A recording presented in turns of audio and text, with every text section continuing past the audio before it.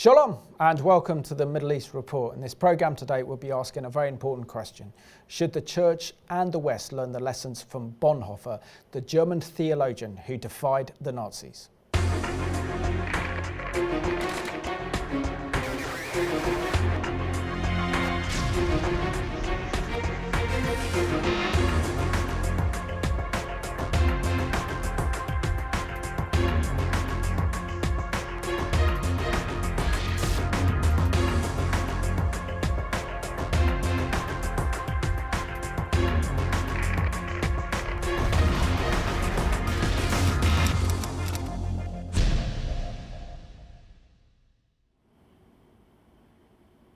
And welcome to the programme, and today's special guest is all the way from Hampshire.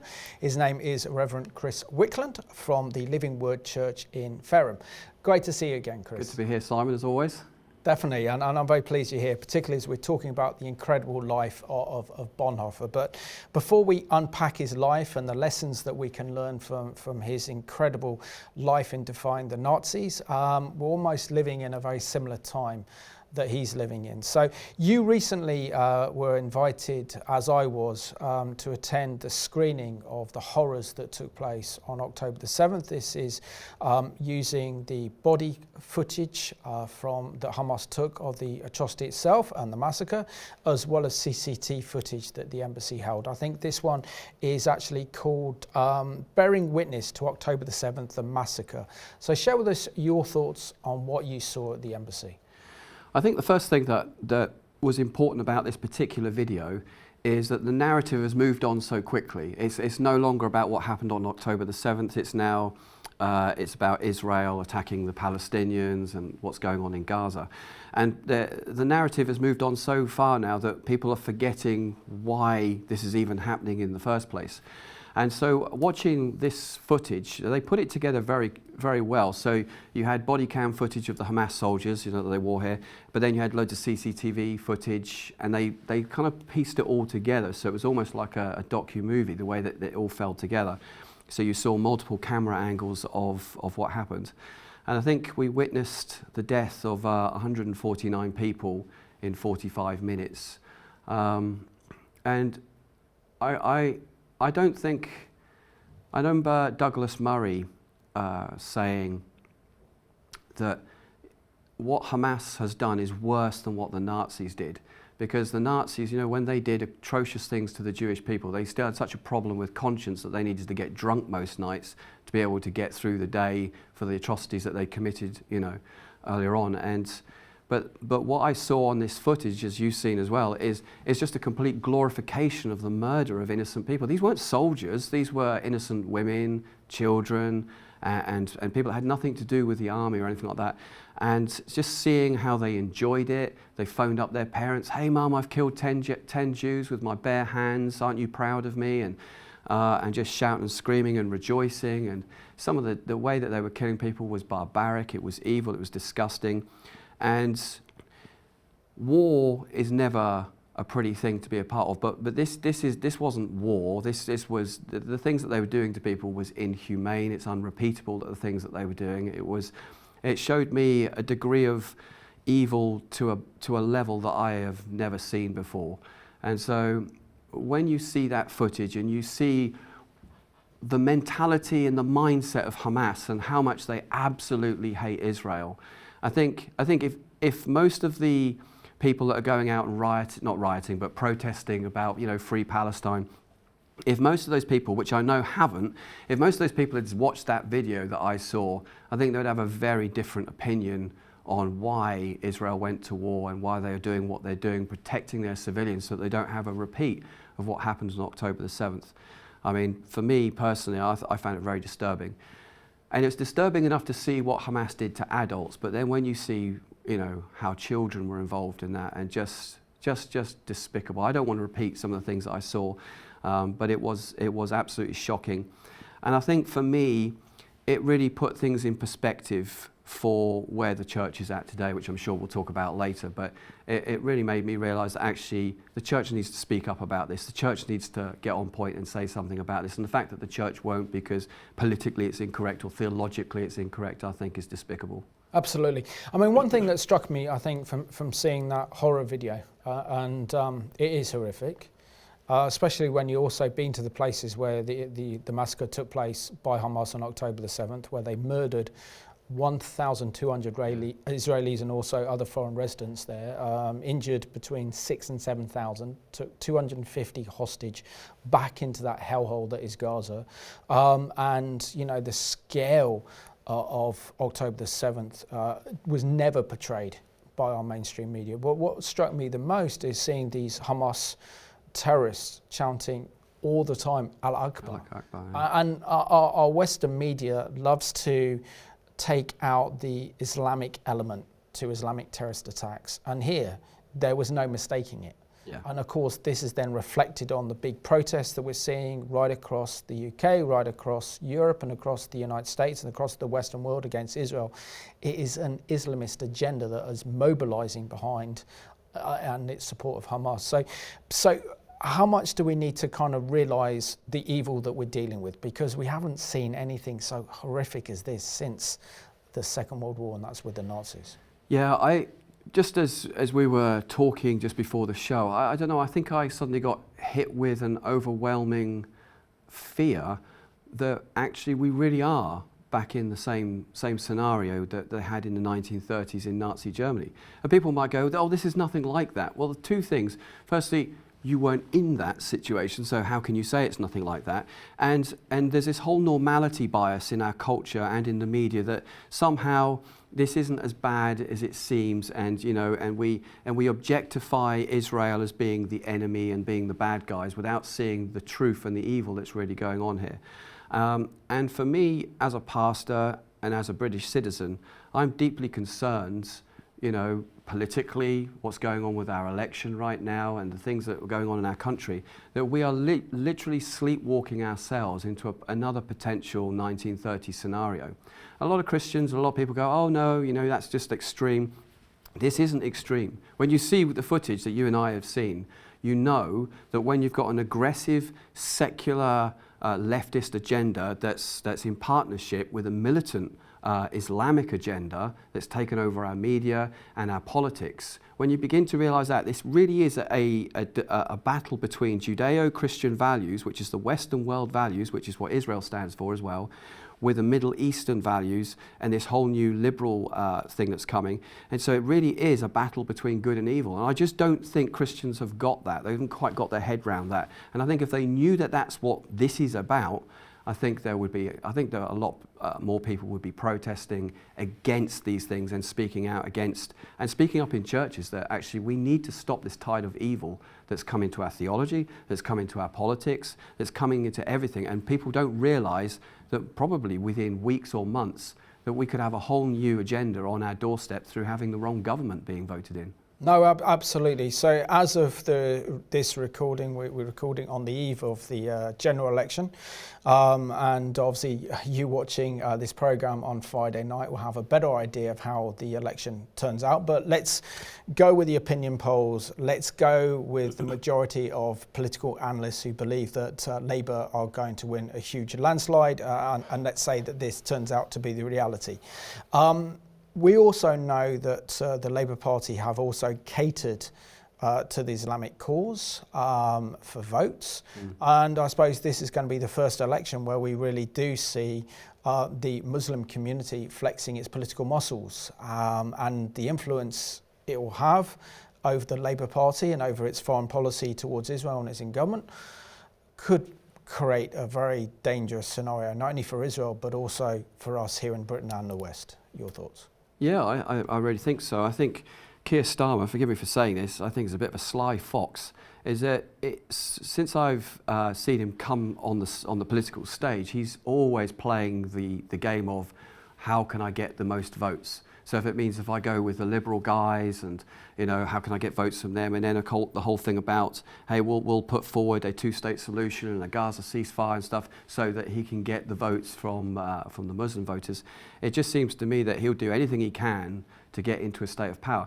And I'm reminded of, you probably remember yourself, that when Jeremy Corbyn was leading the Labour Party, how they had their Labour conference, and they're all waving Palestinian flags. Do you remember that? And so there was big uproar about that, and we were very fortunate that Jeremy Corbyn that government didn't get into power. But ironically, I think we've got something now even worse than that, because now we've got someone who's kowtailing to our internal Islamic agenda in this nation, which will then have a geopolitical consequences wider afield that will affect us in ways beyond probably what Jeremy Corbyn had in mind. So I think we're really in quite a dangerous situation right now. And we're not the only ones that think that. Have a look at this excellent CBN News reports entitled "Dangerous Alliance Coming Against Israel and the Jews." A moment of existential crisis. That's how our next guest describes the threat to Israel, the United States, and the world at this pivotal time in history. Robert Stearns is overseeing Bishop of the Tabernacle Church of Buffalo. He heads Eagle's Wings. That's a ministry that builds bridges between Christians and Jews. And he's author of the new book, Rise and Rebuild, a guide to overcoming adversity. Bishop Stearns, it's good to have you here in Virginia Beach with us. What don't Christians, even Christians, people in the church, what don't they understand about Israel?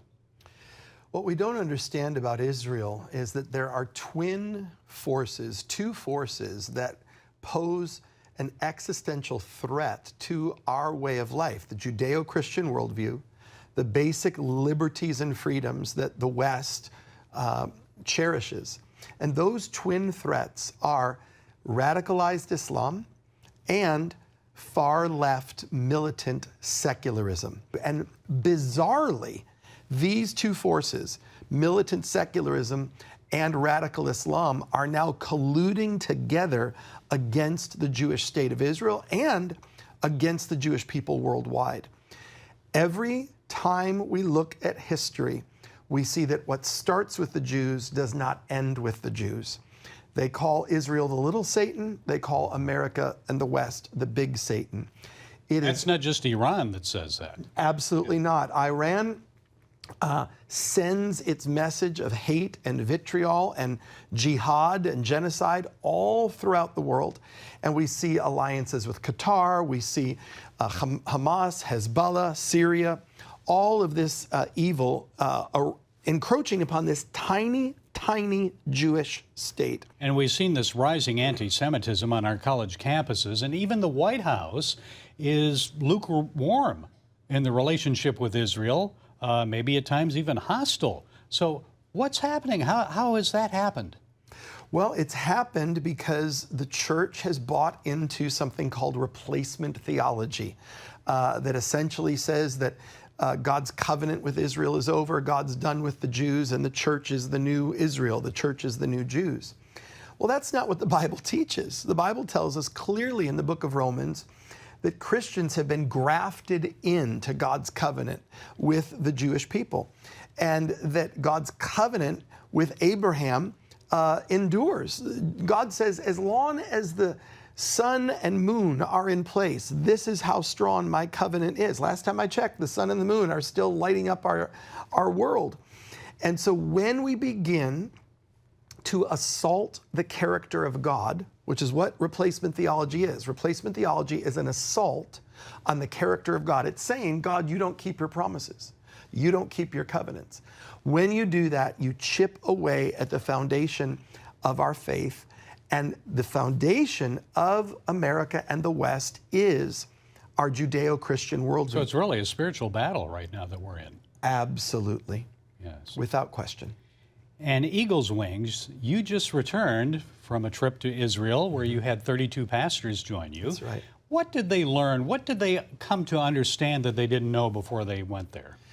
Well, Eagle's Wings has made it our mission to identify young, emerging pastors and bring them to Israel. Because for so many pastors, the trip to Israel is a bucket list item that they want to do sometime in their life, and they end up doing it in their late 60s, their early 70s, and you've lost 40 years of their ministerial career, 40 years of sermons and of influence over that congregation. So we scholarship young pastors, we bring them to Israel, and what we have found overwhelmingly is that they come back and they say, this is nothing at all like what the media portrays. Oh, so it's all about moral clarity and making that connection of our faith. Right? You know, in the late 30s, as Hitler rose to power in Germany, before Nazism took a hold, there was a courageous pastor named Dietrich Bonhoeffer. Mm-hmm. And Dietrich Bonhoeffer went to the 18,000 churches in Germany. There were 18,000 churches as Hitler rose to power. And he appealed to those churches to stand against this rising tide of evil. Tragically, only 3,000 churches stood with Bonhoeffer. 15,000 churches, some of them actually sided with Hitler, but the majority of them, 12,000 churches, said, we can't get involved politically. This is outside our realm of spiritual discourse. And what happened was the tragedy of Nazi Germany, the tragedy of the Holocaust. How many lives were lost? How many human lives were lost? Is it being repeated now? I am sobered to say, I believe we're in a Bonhoeffer moment. And if the church does not wake up, I believe it will be too late. And you've always said it's not just enough to pray. We can pray for the peace of Jerusalem. We need to get actively involved. How can we get involved? We can get involved in several ways. Prayer is the beginning point, and I don't want to underestimate the power of prayer. It's powerful, it's crucial. But the second thing is you have to get educated. You have to understand what happened in 1948. What happened in 1967? What are all of these wars that Israel has faced? The reality is Israel's been at war since 48. I mean, there's a brief respite here and a brief, pause there, but attack after attack. Why? This isn't about the creation of a Palestinian state. Israel has offered a two-state solution over and over and over again. I always tell people Gaza was a two-state. They had their own administration for 20 years. I was with Prime Minister Sharon in his office about 6 weeks before he made that decision to withdraw from Gaza, and we were discussing that momentous decision.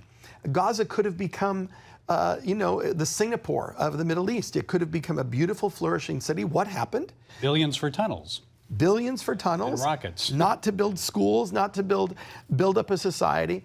And so what happens is we interpret that Middle East situation through a Western lens. And we say, well, surely all Hamas wants is peace. No, Hamas doesn't want peace. Hamas wants the genocide of the Jewish people, the obliteration of the state of Israel. Okay, the book is Rise and Rebuild, A Guide to Overcoming Adversity. Bishop Robert Stearns, thank you for being with us. It's great God to be bless with you today. Thank you, Appreciate brother. you being here in Virginia Beach. An honor.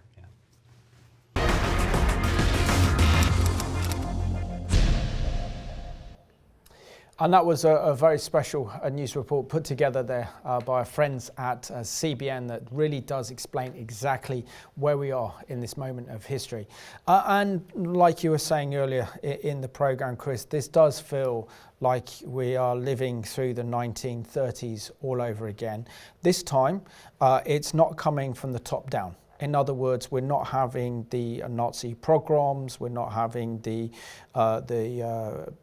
Aryan policies being pushed through, like the Nuremberg laws that the Nazis did when they took power in the 1930s, backed up by the SS, and the whole state of Germany was under the control and the influence of Hitler and the Nazis. This time it seems to be coming up from grassroots. So instead of coming from the top, being imposed on the Jewish people on top, is coming up for the grassroots, pretty much through media, and particularly the influence of social media as well, which then is influencing public opinion, and this in turn is changing government policies in the West because they're concerned about the electoral impact of those who hold these very disturbing anti-Israel views. But share with us as we unpack this Red-Green Alliance, which is this alliance now between the Islamists and the hard left, that are only really united on one issue, and that's the hatred of Israel and the Jewish people. And you can see that in the manifestos of the Green Party, for example.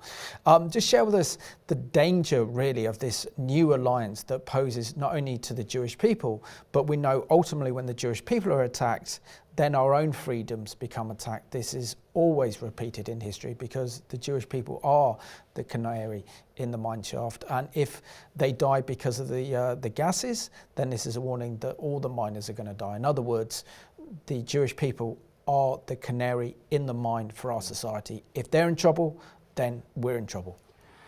Yeah, so again, we see very similar similarities to the 1930s. As you said, at the time, propaganda was coming from the government machine coming down, but this time the machine that's being used today are the top conglomerates of media outlets who are actually, they're the ones that are spewing out the propaganda, and people on the grassroots level where we all have one of these at our disposal, and so they're literally programming the masses. I don't like using terms like that because it sounds very conspiracy theory, but that's the reality of the day in which we're living in. So we have all these people that are indoctrinated with this new kind of doctrine of the day, which is modern hyper-leftist liberalism. And the trouble is with liberalism is what it does is it seeks to devalue and undermine the culture in which you live. So basically, because you and I are white, okay, according to liberal ideology, therefore we should be ashamed of ourselves. We should be ashamed because we're guilty of colonialism and slavery and various things, which ironically the Muslims have done exactly the same thing as well, but they won't go there because that's a different story. So we have to dismantle our culture. We have to dismantle now, and this is happening in Christianity, our music and arts and culture, and airbrush out where white people were influential and stuff where, and we focus on black people. Also, liberal theology doesn't like, Judeo-Christian society and culture.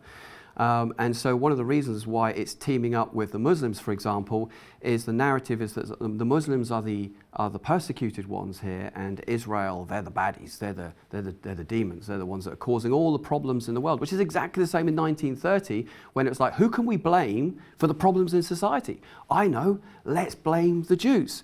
And that was what was put out there, and that's what's the same narrative today. Hello, the problem with the world and the problem with the Middle East today is not the Muslims, it's not the Arabs or anything like that, it's Israel. And if Israel weren't there, then we wouldn't have these problems that we're here today. That's really the spin and the narrative that we're getting today. And so you're seeing this alliance, like that guy said in that video, where you're seeing militant Islam with this new militant secularism that are coming together with, with a common enemy, which is Israel. And if we can do away with that and come together, then we can bring this new kind of utopia to the world. But the trouble is with liberalism is it ultimately destroys itself. So it will allow militant Islam to do what it's going to do, and then people will wake up, by which time it's too late. And we can have militant Islam and radical Islam on our streets. And I do believe that we're already seeing the beginnings of an Islamic uprising in this country. Now, some people go, "Oh, Chris, that's a little bit over the top." But I only have to look at what's going on, in these protests that are still carrying on.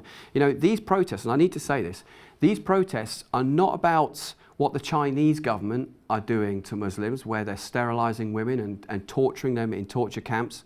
No one's protesting on the streets about that. Also harvesting their body organs as well, and exactly. selling them to the Saudis. And it should be a public outcry. Absolutely, should be a public outcry about it. But no one wants to protest about that because that's not what this is about. This is about good old-fashioned Jew hatred, anti-Semitism.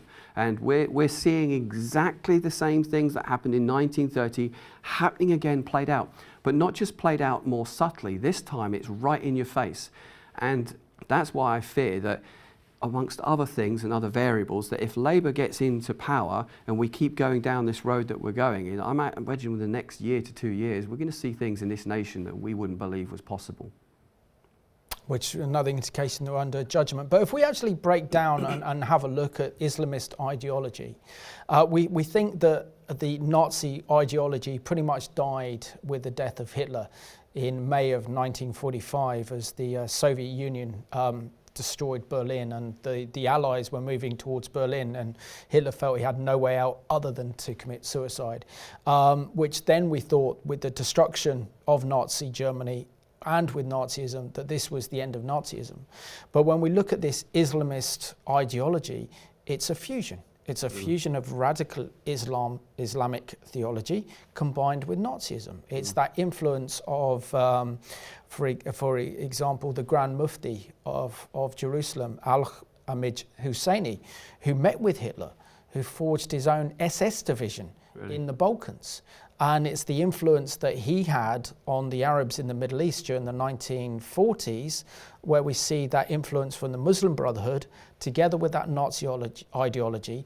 And this is just really Nazism in another form, because it's almost exactly what is represented by Hamas. And what I suppose is very different about this conflict post-October the 7th is that before, it was pretty much Israel that was targeted. Yeah. Now all Jewish people are targeted now. Yeah. And that is the danger that we face. But what can we learn from the lessons of the famous German theologian Dietrich Bonhoeffer, who defied the Nazis, who tried to mobilize the evangelical churches in Germany to tell them about the evil of Hitler and the evil of Nazism, and we're also facing a crossroads moment in this nation, in Europe, and also in the United States, in the West, because we are now coming face to face with this evil for the first time.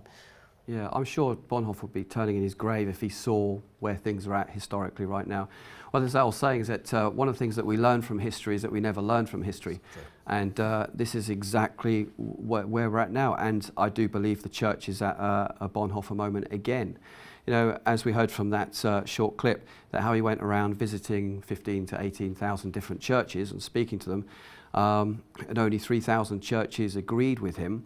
And I'm seeing the same thing again. I went, after the October the 7th massacre, I went to dinner with a Messianic Jewish friend of mine, and he wrote a book called The Jewish Jesus. And he was basically saying he was really deeply saddened, dumbstruck, and even angry at the churches. He said, you know, before October the 7th, churches were quite warming up to the whole Israel thing. Some weren't, but, you know, he was always invited to talk about it, and they were all very friendly to him. He said, but after October the 7th, he said the churches just went completely silent, completely dead.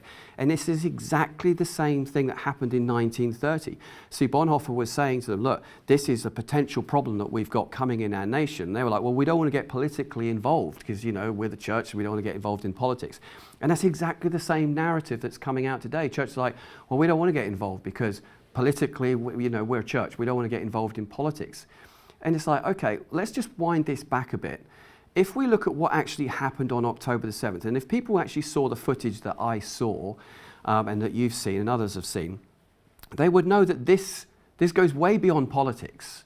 And this goes beyond whether you're replacement in your theology. This is actually a moral compass issue of what is evil and what is good. So yeah, if it means you have to get political to stand up for good against evil, then you get political. Absolutely. If it means you have to stand up theologically on an opinion that's not popular because that's good and it's not evil, then we have to stand up for good and fight against evil. But at the moment, the church, for the most part, is sitting by doing nothing, just as like she's done with the whole other agendas through the liberal things that have come out with, whether it's to do with climate change, or gender ideology and things. The church has remained silent and therefore in some respects has become complicit. And I think in this generation, at this hour and this time, the church needs to have a prophetic voice, and she is completely quiet. And so yeah, I think, you know, it's quite prophetic and ironic that a film about Bonhoeffer is coming out now at this time, because it's reflecting and revealing exactly the same problems that he had in his day that we've now got in ours. Yeah, so from that excellent CBN news report we showed there, and some of the figures are staggering. So out of the 18,000 churches that Bonhoeffer reached out to warn them about the dangers of Nazism, the dangers of Hitler's regime, who came to power democratically in the elections in 1933, only 3,000 responded and said, we're with you. And the 12,000 were indifferent because they didn't want to get involved in politics. Now, there must be something fundamentally wrong with our Bible colleges, with those who are being taught theology, to think that what happens in the political realm has no influence on the church. And when you look at this in the bigger picture, where Christians are being persecuted for their faith in the third world, largely in Islamic countries, but also in countries like North Korea and China as well, they are living under totalitarian regimes. The fact that this nation, and together with the United States, has actually fought against tyranny and against the Nazis, and that men and women sacrifice their lives for the freedoms we have today, surely this is an indication that the church has to get involved in politics, has to be the moral conscience of the nation, and to speak up when it sees evil. But it's not. And incredible, what we're getting is this deafening silence by saying, that's political, I don't want to get involved. And you know, the church is in retreat. And yet when we look at the scriptures, we know that we have the Messiah, Jesus Christ, the King of Kings and the Lord of Lords, who's coming back to rule and reign on this earth. We are the ones on the winning side, not the losing side. So why does the church act as if it's losing? Well, it's a complicated question, but I mean, the problem that we've got today is we've got churches that are filled with evangelifish. That's Christians with no spine, if I would be blunt. And I think a lot of it comes down to theology as well. So I know of one particular church in our area where they won't put up a doctrinal statement on their website because, well, we don't want theology to be something that divides us. You know, it's important that we get people coming in, and we don't want theology to be the reason why people get offended and leave. And it's actually, no, it's your theology which should either invite people that want to come to your church, or should be your theological statement and be like, well, I don't want to go to that church. So, you know, we have a mission statement and a theological statement on our website that says what we fundamentally believe in. And this notion that churches have become entertainment centers, and we don't want to offend people, and we want to keep it nice, and we want the gospel to be like this nice hyper grace, feel good message, which Bonhoeffer was very much against in his day. Because you see, I saw some quotes just earlier on when we come into the studio of his. He understood the condition of man. He understood that man was a sinner, and that we don't gloss over the fact that man is a sinner. And he's very clear on the fact that, as Apostle Paul says, the flesh lusts against the spirit, and the spirit lusts against the flesh. In others, there's a war that's going on within us. And as it says at the end of Romans 7, you know, I know the good that I ought to do, but I can't do. Therefore, I need Jesus Christ. And this is the issue that we have in church today. They won't talk about sin. They won't stand up for the big issues. Instead, what they've done is that they've politicized their message, ironically, because they don't want to get involved in politics, and now they're more interested in going into the world and recycling than going into the world and making disciples. And they're more interested in climate change and BLM and things like that, rather than actually the actual moral issue that's sat right on their doorstep, which is the issue of anti-Semitism, which is rife in the church. And as was said in that article earlier on, replacement theology is one of the reasons why the church has become so anti-Zionist and anti-Israel, because we've replaced you and we feel threatened by you, so we don't want to talk about you, we want to have nothing to do, and we certainly don't want to defend you, which I think is terrible. Yeah, and when it talks, linking it to kind of Bonhoeffer's day in the late 20s and in the going into the 30s, I mean, Bonhoeffer's father was a professor, university lecturer at the University of Berlin. We know also that Bonhoeffer himself was, he studied kind of theology, so his academic credentials are quite incredible. Even then became a lecturer in theology again at Berlin University as well. But one thing that is so impressive, I think, about Bonhoeffer is the fact that he discerned evil right from the start. Yeah. He saw that evil was emerging with the Nazis. It's not like Hitler came to power in 1933 in the democratic elections. Then we saw that he burnt down the Reichstag, which was the German parliament, and then replaced the president of Germany and made himself the Führer, the leader of Nazi Germany, and then did away with all democratic elections and took power. So it's not like Bonhoeffer saw within 2 or 3 years what was happening in Germany, he understood it straight away and he opposed it straight away. Shouldn't we actually be doing the same of when we came face to face with evil? And this brings me back to these pro-Palestinian rallies. Now, after a couple of weeks after October the 7th, being in central London, getting caught up in these rallies themselves, it literally felt I was coming face to face with evil. The chance of genocide, the Palestinian flags everywhere. It was like a death cult. And I always wondered what it would be like to be in Munich in the early 1930s or the mid 1930s, the rise of Nazism. Different flag, basically. Yeah, but the same spirit.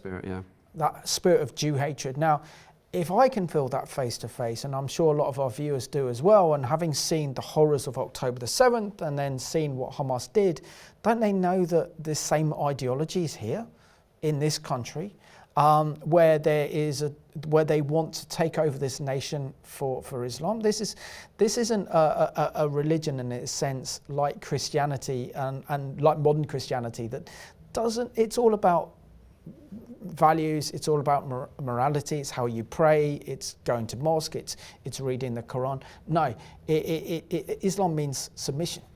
So it's a highly politicized religion with a highly politicized goals. And we see that the vast majority of those who've taken to the streets support the ideology of Hamas. That is surely got to be a wake-up call, not only for our government, but also for the churches. But you've seen what's happened with the government when the MPs get death threats. They just kowtow to, okay, we'll put it on our manifesto that we'll try and get a Gaza ceasefire and all this kind of stuff. So it clearly seems to me that the politicians have been infiltrated by fear. And again, the church has been in a state of fear for the last probably 15 years, whether it's dealing with issues such as gay marriage or gender ideology or green agendas and stuff. The church has just simply decided to not speak up. So here we are many years later, now we've got this evil literally on our streets. She's just, as I said earlier, she's just got no backbone, she's got no spine. And again, because we preach a very light, fluffy Christianity these days, we don't understand the impact and the darkness and the evilness of sin. And therefore, when it's on our streets, we don't recognize it when it's staring us right in the face. No, absolutely. I just want to read out a quote that Bonhoeffer made in 1940. This was about the church in Germany. He says, "The church was silent when it should have cried out, because the blood of the innocent was crying aloud to heaven. She is guilty of the deaths of the weakest and the most defenseless brothers of Jesus Christ." He also spoke up really for the way that Christian leaders were treating, for example, the Messianic Jewish believers, considering that they were then classified as being biologically Jewish, so therefore they were not like the rest of the Gentile Christian congregation. Second-class Christians. We saw that Bonhoeffer spoke up for them. And the response from the vast majority of other Christian leaders in Germany, that Bonhoeffer found himself at odds. This is not the message of the gospel. No. Are we not doing the same thing, that because we see the rise of Islamism, we see the rise of this far left woke ideology that is infiltrating our society, it's impacting on our churches, that we're cowering to it and sacrificing Israel and the Jewish people in order to have a little bit of breathing space before this comes after the church in this country? We're basically bowing down to the statue of Nebuchadnezzar, whatever the tune is of the government and whatever the tune is politically of the land at that time, where the church is just for the most part bowing down to it. But, one of the things that kind of irks me somewhat with replacement theology is if you just take the New Testament by its own authority, because obviously people at replacement don't really want anything to do with the Old Testament. So you just look at Romans 11, and the Apostle Paul says, "I say then, God has not rejected his people, has he?" That's the question. That's what everyone's asking now. Has God rejected his people? He's talking about Israel. May it never be. Okay, so he said it once. But does he say it again? Verse 2, God has not rejected his people whom he foreknew. So he says it again. And then he goes on to say, what then? What Israel is seeking is not obtained, for those who were chosen obtained it, and the rest were hardened. In verse 11, I say then, they did not stumble so as to fall, did they? may it never be. So he said there 3 times now that Israel, even though, they didn't get justified by faith, that God has not rejected Israel, God has not replaced Israel. And so this notion that the church is the new Israel, is fundamentally wrong on various different levels. And then Paul quite goes on to say, he talks about the arrogance of the Gentiles, saying, hey, don't think that you're better than them because you've been grafted in. He goes on to say, quite right, they were broken off for their unbelief, but you stand by your faith. Do not be conceited, but fear. Verse 22, behold then the kindness and severity of God to those who fell, severity, but to you God's kindness. If you continue in his kindness, otherwise you will be cut off. Gentiles have no concept that, we, Gentiles, we couldn't possibly be cut off. It's only Israel could be cut off, right? And then he goes on to say in verse 23, and they also, if they do not continue in their unbelief, will be grafted in, for God is able to graft them in again. And then he goes on to say, that you are not the root supports you, Gentiles. It's quite clear that God has not finished with Israel, and God has a plan for Israel. And so when churches say, we're not going to get involved in the whole Israel thing because it's political. Yes, I guess it is political. Or we're not going to get involved with the whole Israel thing because it's theological. It doesn't matter if it's theological. It doesn't matter if it's what the argument is. It is the moral right thing to do at this time. Theologically, it is the right thing to do. And I think Gentiles need to get over themselves a little bit here. Like Dietrich Bonhoeffer had to come against that. Again, it was a form of anti-Semitism. Well, if you're a Christian, but actually you've got Jewish heritage, you're some kind of second-class believer. Even though Paul says, all, whether you're Jew, whether you're Gentile, whether you're free, whether you're slave, whether you're male, whether you're female, we're all now one new man in Christ Jesus. There's no cultural levels, there's no degrees, there's no man's better than woman, there's no slave owner is better than a slave, Jew is better than that's gone. And for the church to actually encourage that kind of philosophy, I think is abhorrent and evil. And yet we still see the same thing today. Actually see the same thing in our churches today. And So, when we were talking before the show, I'm actually genuinely disturbed and frightened for this nation, and especially for the church. I have to be honest, I just don't think things are going to change quick enough of opinion within the churches to see this before it's too late. I just don't see it. I mean, I know what your opinion is, but I think we're already too late down the road on this. But God always raises up a remnant. He does, yes. He always raises up and a he remnant. raises up the prophetic voice like a Bonhoeffer. When we see, for example, and this is why I think that this program, because this wasn't really on my agenda when I asked you to be my guest on the Middle East Report, but I felt a very kind of prompting in my spirit to actually discuss this topic today, because I think we have to learn from great men from the past. Bonhoeffer was one of those great men that stood against the Nazis. He was a Protestant theologian. He knew the Bible well. He knew what evil was.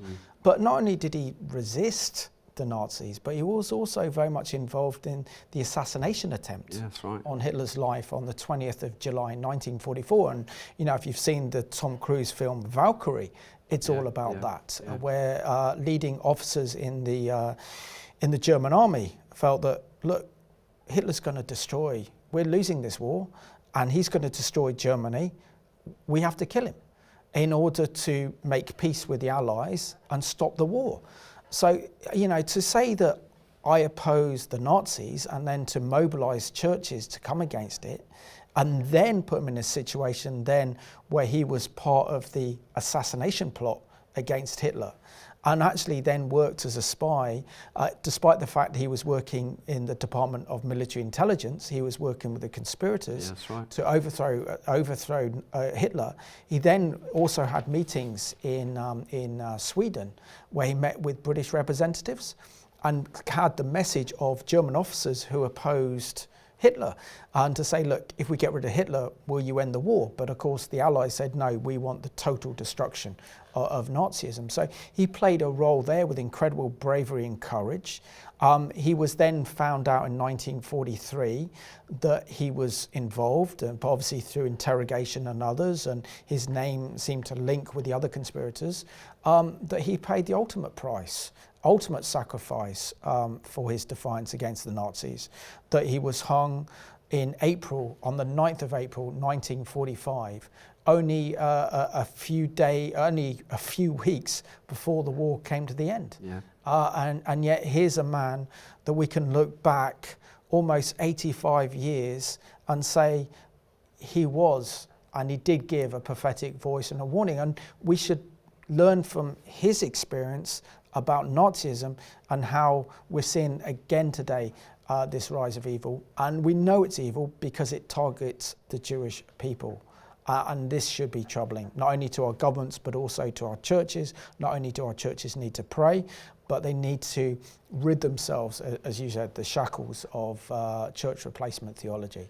Because we know that this theology comes from the pit of hell. Yeah. It's made our churches weak, ineffective. We don't see the gifts of the Holy Spirit, and then it opens up to liberalism. But then the foundation of this theology is that you can't trust God. Yes, in church replacement theology. If he broke his promise and he said to Abraham, Isaac and Jacob, this is an everlasting covenant that I make with the Jewish people forever, then what does forever mean? Yeah. And if he can break his promises to the Jewish people, like he has if you believe in church replacement theology, then why not us? Yeah. Our salvation is not secure.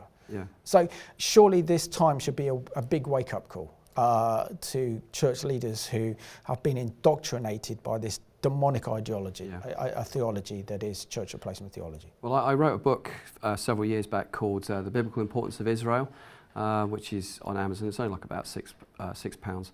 But that actually goes, it goes right from the beginning of the scriptures and underpins the importance of the Abrahamic covenant. Because when you get to the New Testament, the Apostle Paul, that's his argument, that the Abrahamic covenant is what we're really grafted into, because that had a promise both for the Jews, had a promise about the land, and a promise that the Gentiles would be somehow part of this promise as well. So through Christ we're grafted into that. But as you say, if you believe in replacement theology, if God suddenly breaks his promises to Israel and breaks his promises to the Jewish people, when he covenanted that land to them forever, which is a very long time, when you have that kind of theology running at the back of your mind, I think it does things to you. Because in the letter of James, James says, a double-minded man is unstable in all his ways. And if you've got a theology that's saying, I can trust God, God is a covenant God, yet at the back of your mind these little bells are ringing saying, yeah, but he broke his covenant with Israel, how can you ever really stand on that? If the scriptures say that God created Adam and Eve and the way that he created, and the Hebrew word says, he uses the word bara, which means he miraculously created Adam. He didn't evolve over time, but you get a lot of Christians that are like, well, okay, we will go along with the evolutional theory so that we can go along with the scientific theory, even though Pauline doctrine states the first Adam and the second Adam, or the first Adam and the last Adam, that therefore implicitly, how can you truly believe in the doctrine of salvation, which is about the two Adams, if you believe in evolution? So you've got all these kind of weird things going around in the back of Christians' minds, which leads us to doubt the integrity of God's word, and it naturally makes us more liberal in our understanding of the world, and it actually enables us to become more lenient on the things of sin, more worldly minded. And so when we see the political agendas and ideologies of the day, we tend to be more encompassing and embracing of those things than not. Whereas Bonhoeffer, he was a man that was deeply trained in the things of the word. He knew his theology well. He understood about the nature of sin and the nature of evil and Satan and all that, what Jesus came to do. And when you have that mindset, you can spot evil straight away. It's a bit like those people that say deal with counterfeit money. Well, we know we can spot counterfeit money, not by studying counterfeit money, but we see the real thing so often that when we see the counterfeit, we spot it straight away. And Christians that have good orthodoxy and good theology in their lives tend to spot evil straight away, whereas those that don't tend to be confused and not see it. Absolutely. I suppose the other aspect to look at this one is the incredible fulfillment of Scripture ever since 1948, with the return of the Jewish people to the land of Israel. The fact that the nation of Israel was born on one single day, on the 14th of May 1948, in fulfillment of biblical prophecy. The return of the Jewish people from the four corners of the earth, and making Aliyah, the fact that the desert is blooming, are all part of the prophetic scriptures relating to Israel. So surely this is also something incredibly exciting, because we can literally see these ancient prophecies that actually prophesize the return of the Jewish people to their land and homeland again being fulfilled in our day. And we can point that this is what God is doing through the nations. And not only that, but nations who bless Israel are blessed, and those nations who curse Israel are cursed. And this is why this general election of 2024 is so crucial, because it's imperative that we have a nation and a government that blesses the Jewish people, and the nation of Israel will depend on our spiritual blessing that we have in this country. Absolutely, yeah. You know, as a broadcast journalist, I can't tell you how many times I've seen this curse and blessing come into being. And so therefore, you know, do we want a curse over our nation? Do we want to be in spiritual darkness? We will be if we don't stand up and speak up for Israel. But I fear that time is running out, because I fear that the time that we have this opportunity to speak freely like we are now could be coming to an end. The time that we are living in, have our democratic freedoms. We can go where we want. We can go to church. We can have Bible studies. We can study the Word of God. Could soon be coming to an end, because we know that we're up against a radical Islamist ideology that is all-encompassing, and it wants control. And with it, and the heart of this ideology is this hatred of Israel and the Jewish people. So we know where that comes from. Yeah, and some people at home might be thinking, oh, I can't see that ever happening. But when you've got a government that could potentially be in power after this, you know, when the show is aired, that are very much behind the Islamophobic law, which again, it seeks to undermine, delegitimize, again, any kind of conversation that we're having now, because it would be deemed Islamophobic because we're speaking out against what's going on, and it would put basically a gag order on us. It would cause problems for churches, and so, you know, our freedoms are gradually being eroded already. But again, you know, the church doesn't get it. The church, I'm sorry if I'm a bit angry, but I am a bit fed up with it, if I'm quite honest with you. And I'm fed up with being that there's a lot of voices in Britain that are speaking up, but they're too pitifully few, unfortunately, whereas the majority of the churches don't care and are indifferent. And if that makes me angry, and I'm just a human, well, I wonder what it does to God in his heart, that his own people will not stand up for his own people. You know, the people that he's chosen, the people that he's predestined, like in Romans 11, God has not forsaken them. God's got a plan for the Jewish people. And the fact that the church just arrogantly presupposes that she's replaced them, and the fact that Israel's a nation again is some kind of political anomaly. It's just not true, and it breaks God's heart. And Chris, we've got 5 minutes left of the programme, and this is one of the main reasons why I invited you onto the Middle East Report in the first place, is because my good friend in the Jewish community, Stephen Jaffe, said that you're a good guy and that you would make an excellent guest for the programme. So when you get recommendations from some of my Jewish friends and contacts that I work with, to have a Christian pastor who gets Israel, but I don't think it's enough to have the theological understanding of Israel in these days. I think there has to be a practical outworking of that. And where you can bless and touch the Jewish people, I think is essential, especially now after October the 7th. This incredible fear that swept over Jewish communities throughout the world are living in fear. They're living in a time of increasing anxiety, a time of attacks. And even in Israel now, a lot of Israeli Jewish people don't feel that safe being in Israel anymore after the horrors of October the 7th. So therefore, isn't it imperative that Christians, that we actually show them that love, get involved with Jewish causes, and work with them? I mean, there's an incredible testimony. I've got a Jewish guest coming on, and this is all to do with helping Israeli soldiers in the IDF and Christians getting alongside. And it's an amazing testimony that we can have to remind them of who they are in God and the call of God upon their lives. And they also remind us that we are also grafted in to that Commonwealth of Israel. Yeah, I mean, we had Stephen Jaffe and a guy called Michael Zeffert that came to our church, and we just got them to, you know, Michael Zeffert, he helps oversee a synagogue, and we got him to pray us out at the end of our service, and we got Stephen Jaffe just to talk about some of the stuff that's been going on, and then we just opened it up for questions and answers. And I think, you know, Stephen and Michael were really touched and blessed that there was a community of Christians there that actually really support them, because what they get from the media and what they seem to get from a lot of Christianity is this stone wall of silence or just hatred. And I think the Jewish people need to know that if you do support Israel, that that they need to know that. They need to know that there are more Christians out there. So there's been those rallies in London, haven't there, where Jews and Christians have been coming together, Absolutely. which is really important. Those things are important.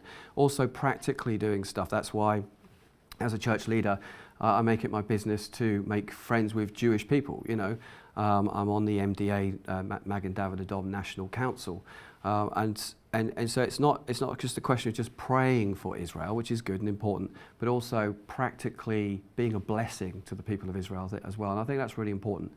And I think as a church, a congregation, I think it's good for them and they're blessed because they feel that they're actually interacting with real Jewish issues, real Jewish people and real Jewish causes, which I think is really important. I think it's good for us to do it, and I think it's good for the Jewish people to know that they do actually have friends out there. You know, not all Christians are against them. Actually, there's a lot that are for them. But I just wish, speaking to the camera, that many Christians would actually stand up and have a voice and speak up for the cause of Israel. You know, your church leaders may be saying nothing about it, but I'm not trying to cause a revolt here, but actually Christians need to speak up because I think we're on the cusp of something quite climatic in our nation right now, and now's the time that we really need not to be silent. Yeah, I mean, following on the line from Eric Metaxas, who also did the very impressive biography of Bonhoeffer that I haven't read, but I need to read it, really says the role of the church is to be the moral conscience of the nation. And I think for the last 30, 40, maybe 50 years, the church hasn't been that in the West. And of course, what we've seen is this erosion of our Judeo-Christian heritage with politicians, including Christian politicians, who've come into government, become ministers, and have eroded that Judeo-Christian heritage. And we're seeing that our society and our nations are becoming increasingly more secular, more humanistic, and as a result has created a spiritual vacuum, and we're seeing that Islamic extremism is filling that vacuum. And this alliance with the hard left who want to overthrow the West. They are against the nation states, and also we see moves towards world government. So we definitely are living in the last days, but it's what we do with it and how we stand up for Israel and the Jewish people that counts. Chris, excellent program. Thank you so much for being on the program today, and thank you so much for giving a prophetic voice that is so needed. And thank you for your church in standing with Israel and the Jewish people. It's a privilege to be here. Thank you. And I want to thank you for watching this program at home. I think we need to learn the lessons from Bonhoeffer, who not only was a German theologian who understood the Bible, but he also put the Bible into action in his defiance against the Nazi regime that ultimately cost him his life. He tried to wake the church up in Germany before it was too late.